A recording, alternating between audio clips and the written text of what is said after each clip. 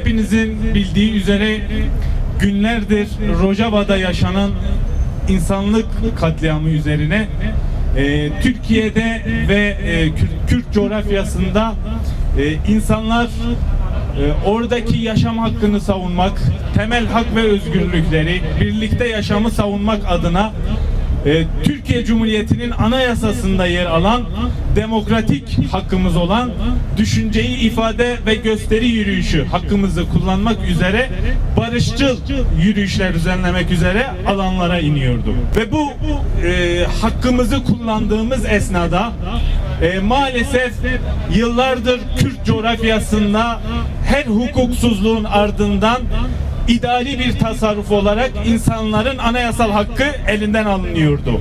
Ve yine bugün de herhangi bir idari karar alınmaksızın insanların gösteri ve yürüyüş hakkı elinden alınıyor, hukuksuzca engelleniyor.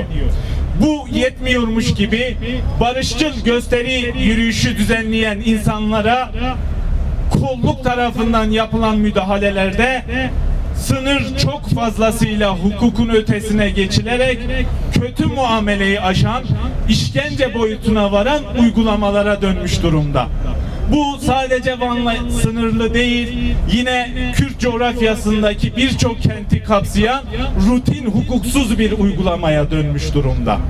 Daha 3 gün önce sivil toplum kuruluşları olarak, demokrasi platformu olarak yapmak istediğimiz yürüyüş ve açıklamada yine hukuksuzca engellendik ve kolluğun orantısız müdahalesiyle işkence uygulanarak gözaltına alındık.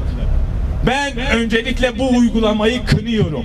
Hukuksuz uygulamaların, eğer hukuk devletinde yaşıyorsak bu ülkede buna tolerans tanınmaması gerektiğini yetkililere bir kez daha hatırlatıyorum. Eğer siz insanların hakkını engelliyorsanız ve işkence uygulayarak, kötü muamele uygulayarak bir müdahale gerçekleştiriyorsanız burada artık hukuki bir işleyişten değil, başka bir hukuksuzluğu meşrulaştırma ya da korumadan söz edilebilir. Bu nedenle bugün bir kez daha İçişleri Bakanlığı'na, Adalet Bakanlığı'na ve kentin valilerine sesleniyorum.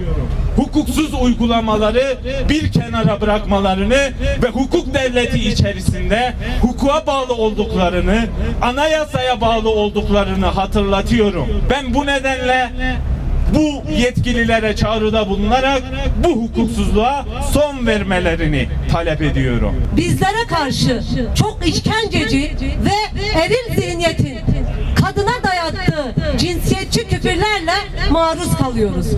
Atabin'de Kurum Eş Başkanımız Yusuf Dündar dün tenha bir sokakta gözaltına alınarak, tenha bir sokağa getirilerek, orada hiçbir kameranın bulunmadığı, hiçbir insanın geçmediği bir yerde kafasını ezilerek, sırtına basılarak işkence uygulanmıştır.